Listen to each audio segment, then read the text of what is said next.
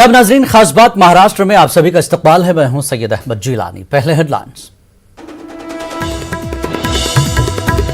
मुल्क के अवाम से पीएम मोदी को माफी मांगनी चाहिए, कांग्रेस महा इंचार्ज नाना पटोले का बयान। 8 वर्षों से नहीं दी नौकरी और अब कर रहे हैं धोखा।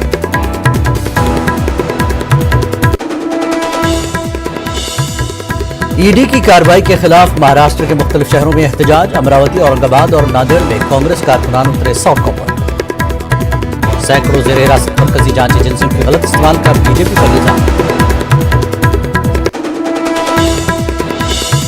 Maharashtra state board of education की जानिब से 10वीं जमात के नतायज का ऐलान। इस बार भी लड़कियों ने मारी बाजी। 1,50,000 से ज्यादा तलबा कामयाब।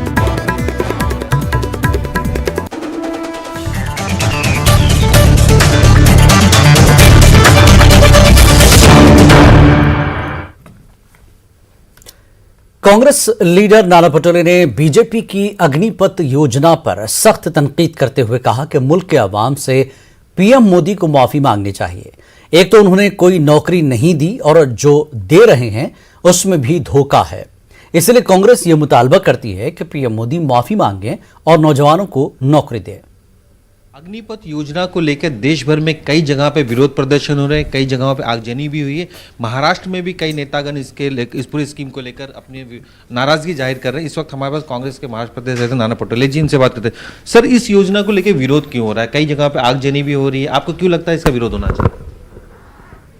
देखो, झूठ पे झूठ केंद्र की सरकार 2014 से बोल रही है और वो झूठ अब पकड़ा गया है।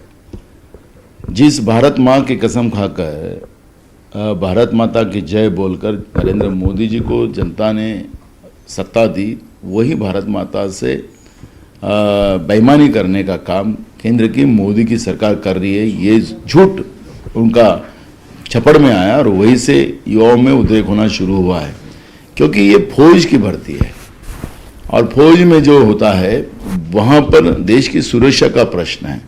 और सुरक्षा के बेस पे, अगर कॉन्ट्रैक्ट बेस पे अगर फौज में भर्ती की जाए तो दाढ़ी में तिनका, क्योंकि मैं दाढ़ी किसी के बारे में दाढ़ी की बात नहीं करता, दाढ़ी में तिनका ये समझ में आता है। और यही झूठ को पकड़कर युवाओं ने पूरे देश में उद्रेक शुरू कर चुके हैं और इसलिए केंद्र सरकार की इस अग्निपथ योजना का कांग्रेस की तरफ से जोर को इससे विरोध किया जा रहा है। बीजेपी का साफ तौर पे कहना है कि गलत फहमियां फैलाई जा रही है, एडिशनल लोगों को मौका दिया जा रहा है, इससे लोगों को और ज्यादा रोजगार मिलेगा और जब युवाओं को पता चल जाएगा तो ज्यादा समर्थन में उतरेंगे। एडिशनल नौकरियां हैं। झूठ बोलने में कितना झूठ बोलोगे? झूठ पे झूठ 2014 से नहीं, जब से देश को आज़ादी मिली उस दिन से आपके जहन में झूठ ही रहा है और झूठ अब अंत की तरफ जा रहा है।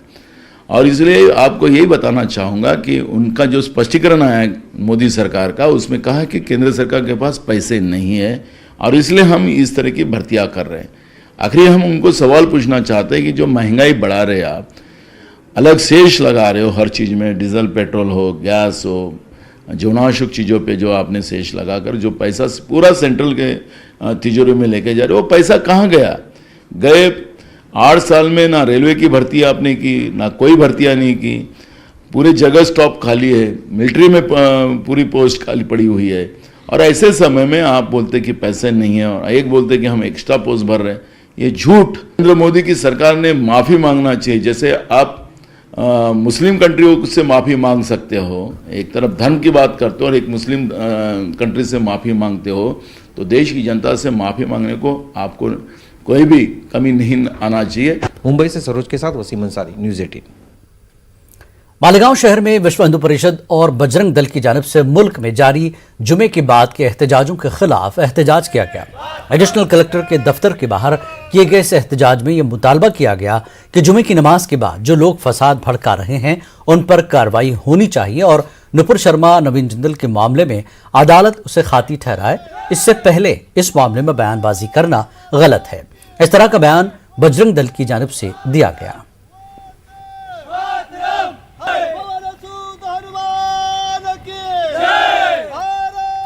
प्रशासन के ऊपर हमले किए गए, नुपुर शर्मा सही है या गलत है ये फैसला करने वाली कोर्ट है, लेकिन उसका विरोध करने के लिए पूरे भारत देश में जो आतंक मचाया जा रहा है, अलग अलग जगह पे जो दंगे किए जा रहे हैं, उनके सब के विरोध में आज यहाँ पर विश्व हिंदू परिषद, बजरंग दल पूरे देश भर में आंदोलन कर रहा है। और वही आंदोलन का भाग मालेगांव शहर अप्पा जिलाधिकारी कार्यालय के सामने आप देख रहे हैं। यहाँ पे हम निदर्शन कर रहे हैं और इस निदर्शन के माध्यम से हमारी महामहिम राष्ट्रपति महोदय से विनम्र प्रार्थना है कि जुमाज के नमाज के बाद मस्जिद से बाहर आए हुए जो लोगों ने दंगे किए उनके ऊपर सख्त से सख्त कार्रवाई किए जाए। समाजवादी पार्टी के लीडर अबू आसिम आजमी ने मुल्क की मौजूदा सूरत हाल पर कहा कि इसके लिए बीजेपी जिम्मेदार है। बीजेपी की तमाम पॉलिसियां नाकाम हो गई हैं। नोटबंदी, जीएसटी वगैरह सभी फेल हो गए। अब नई स्कीम लाकर नौजवानों का मुस्तकबिल खराब करना चाहते हैं। हिंदुत्व और आरएसएस को बढ़ावा देकर बीजेपी ने मुल्क में अमन और आज़ादी को खराब कर दिया। अब मुल्क की बेहतरी और सलामती के लिए दुआ करनी चाहिए। जब सरकारें नहीं सुनती तो लोग उतरते हैं और क्या होता है कि मैं देख रहा हूं कि बीजेपी के लोग ही कई जगहों पर, जैसे आपने देखा नहीं कि आगरा के अंदर समाजवादी पार्टी एक आंदोलन कर रही थी, उसके अंदर बीच में एक आदमी आया, उसने पाकिस्तान जिंदाबाद बोल दिया। अब चारों तरफ मीडिया में आया कि समाजवादी पार्टी के वर्कर ने आगरा में पाकिस्तान जिंदाबाद बोला, मीडिया में चल गए चारों तरफ। बाद में मालूम होता है कि उसकी फोटो मिल गई तो मालूम हुआ कि बीजेपी का वर्कर था।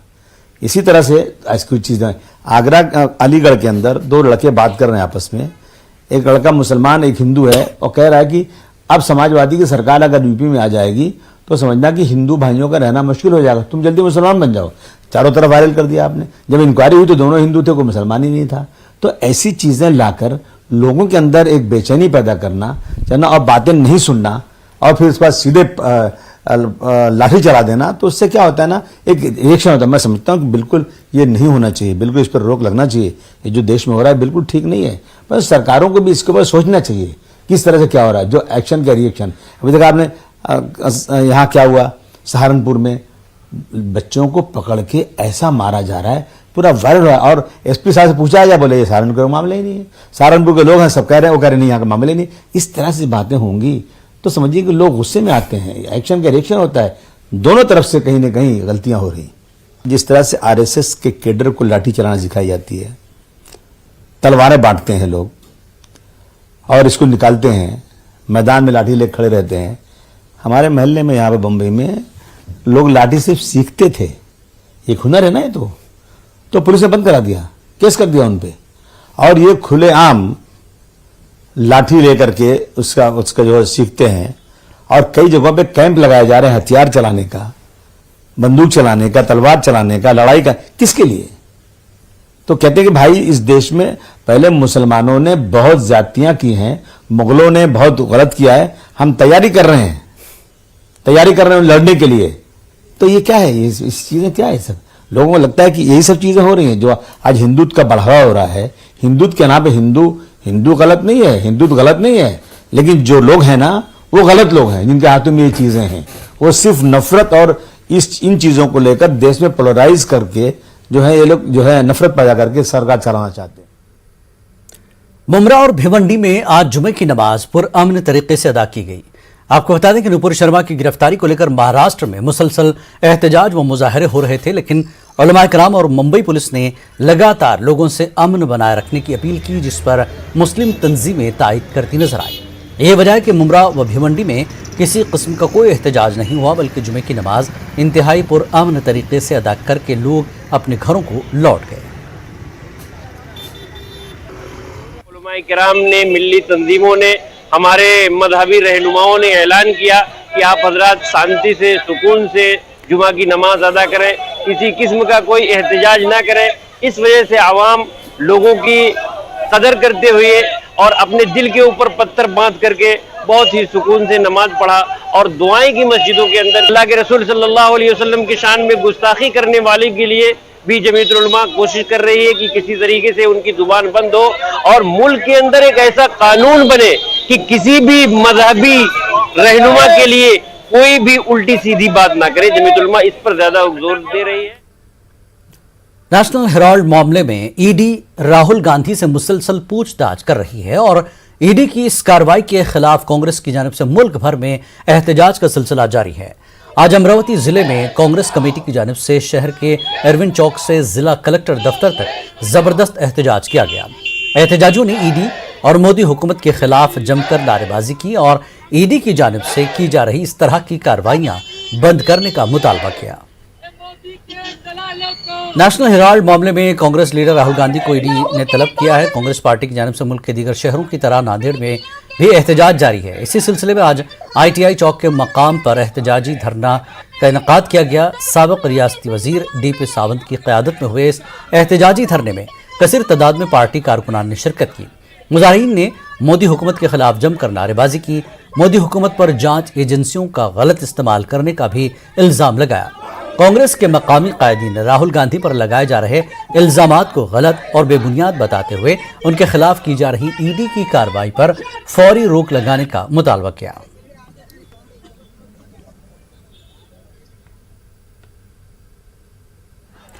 कांग्रेस की जानिब से औरंगाबाद के जिला कलेक्टर ऑफिस के रूबरू एहतजाजी मुजाहरा किया गया। ये मुजाहरा मरकजी हुकूमत और राहुल गांधी के खिलाफ ईडी की कार्रवाई की मजम्मत में किया गया। कांग्रेस लीडरों ने इस मौके पर रास्ता रोकने की कोशिश की और खूब हंगामा किया, जिसके सबब पुलिस ने सैकड़ों मुजाहिरीन को तहवील में ले लिया। हिरासत में लिए गए मुजाहिरीन में खवातीन भी शामिल थीं। कांग्रेस ने बीजेपी पर बुनियादी मसाइल से तवज्जो हटाने के लिए कांग्रेस को निशाना बनाने का भी इल्जाम आयद किया। हमारी नेता आदरणीय सोनिया गांधी और राहुल जी, इनको भारतीय जनता पार्टी की केंद्र की सरकार हमेशा से जो तरीके से हुकुमशाही चला रही है, हिटलरशाही चला रही है, और जब जब भी कांग्रेस उभर के आती है तब तब उनको एक ईडी की नोटिस भेज देते हैं। जैसा राजस्थान और छत्तीसगढ़ के अंदर जब सरकार आई थी, जब भी उन्होंने नोटिस भेजी थी, और आज अभी राजस्थान में एक संकल्प किया, उस टाइम भी और एक नई नोटिस भेज दी है। हमारा मानना है कि ये जो मूल प्रश्न थे, बेरोजगारी, महंगाई और जो किसानों के प्रश्न और जो युवाओं के प्रश्न, बेरोजगारी के प्रश्न जो इस वक्त अभी निर्माण हुए हैं, अग्निवीर के जिसमें आप देख रहे हैं कि जगह जगह युवा नाराज़ हैं, वो सारे चीज़ों से रुपया हमारा गिरता जा रहा है। ये सारे प्रश्नों से ध्यान भटकाने के लिए, ध्यान हटाने के लिए मोदी सरकार एक ऐसे मामले में फंसाने की कोशिश कर रही है श्री राहुल गांधी जी को और कांग्रेस पार्टी के नेताओं को, जिसका कि पहले ही जो है तो एक तरीके से निकाला जा चुका है। इसमें ना कोई प्रॉपर्टी का ट्रांसफर हुआ है, ना कोई cash transfer. Maharashtra state board of education की जानिब से ऑनलाइन तरीके से 10वीं जमात के नताज का ऐलान आज 1 बजे किया गया। हर बार की तरह इस बार भी लड़कियों ने बाजी मारी है। नताज के मुताबिक अमरावती डिवीजन रियासत में 7वें और विदर्भ दूसरे नंबर पर रहा। अमरावती डिवीजन के नताज 96% रहे, जो कि गुज़श्ता साल के मुकाबले में 3% कम है। अमरावती डिविजनल बोर्ड की सदर नीलिमा टाके और सेक्रेटरी अलहास नाड ने प्रेस कॉन्फ्रेंस की और मीडिया को ये जानकारी दी। उन्होंने बताया कि अमरावती डिवीजन के 1,55,494 तलबा इम्तिहान में बैठे थे, जिनमें से 1,50,549 तलबा कामयाब हुए, जिनमें 79,351 लड़के और 71,198 लड़कियां हैं। 2022 के लिए इयत्ता 10वीं के लिए अमरावती विभागीय मंडल अमरावती द्वारा जो आयोजित परीक्षा थी, उसमें 1,57,753 विद्यार्थी समाविष्ट हुए थे। उसमें से परीक्षा को 1,55,494 विद्यार्थी परीक्षा में बैठे थे। उसमें से 1,50,549 विद्यार्थी उत्तीर्ण हुए, पास हुए। उनकी जो टक्केवारी है वो 96.81% है। उसमें लड़कों का प्रतिशत 95.92% है और लड़कियों का प्रतिशत 97.84% लड़कियों का प्रतिशत है। और बच्चे कोरोना के कारण इस बार हमने परीक्षा केंद्रों की संख्या बढ़ाई थी। 716 जो मुख्य केंद्र रहते हैं, उसके ऊपर इस बार 1700 से ज्यादा उपकेंद्र स्थापन की गई थी। महाराष्ट्र विधान परिषद इंतखाब में महाराष्ट्र कांग्रेस के कद्दावर लीडर और साबिक रियासती काबीनी वजीर बराए अक़लियती उमूर और रियासत का जाना माना मुस्लिम चेहरा मोहम्मद आरिफ नसीम खान को नुमाइंदगी न दिए जाने के खिलाफ मुसलमानों में कांग्रेस के खिलाफ नाराजगी पाई जा रही है। उम्मीद की जा रही थी कि कांग्रेस आरिफ नसीम खान को महाराष्ट्र विधान परिषद की नुमाइंदगी के लिए मुंतखब करेगी, लेकिन पार्टी ने मोहम्मद आरिफ नसीम खान को नजरअंदाज कर दिया। नसीम खान गुज़श्ता असेंबली इंतखाबात में चंद 100 वोटों से शिकस्त का सामना करना पड़ा था। लेकिन उन्होंने मुंबई के कांग्रेसी उम्मीदवारों में सबसे ज्यादा वोट हासिल किए थे। कांग्रेस की जानिब से आरिफ नसीम खान को महाराष्ट्र विधानसभा इंतखाब में नसीम खान को पार्टी की जानिब से नामजद न किए जाने पर मुस्लिम तबका नाराजगी का इजहार कर रहा है। राज्यसभा इंतखाब के लिए महाराष्ट्र से ताल्लुक रखने वाले किसी मुस्लिम लीडर को मुंतखब न करने पर भी मुस्लिम तबका कांग्रेस की आला कमान से नाराज था।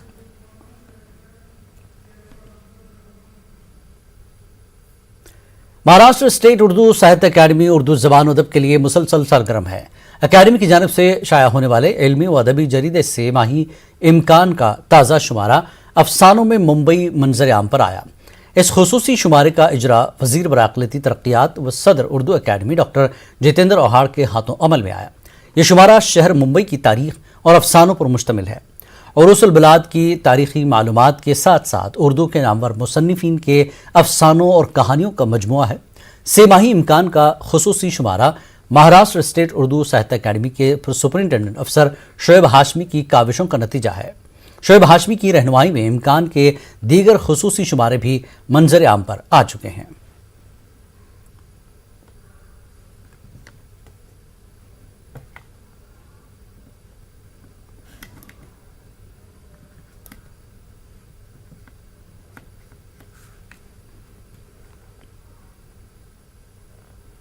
तो महाराष्ट्र स्टेट उर्दू साहित्य अकादमी उर्दू ज़बान अदब के लिए मुसलसल सरगर्म है। अकादमी की जानिब से शाया होने वाले इल्मी व अदबी जरीदे से सेमाही इम्कान का ताज़ा शुमारा अफसानों में मुंबई में मंजर आम पर आया है।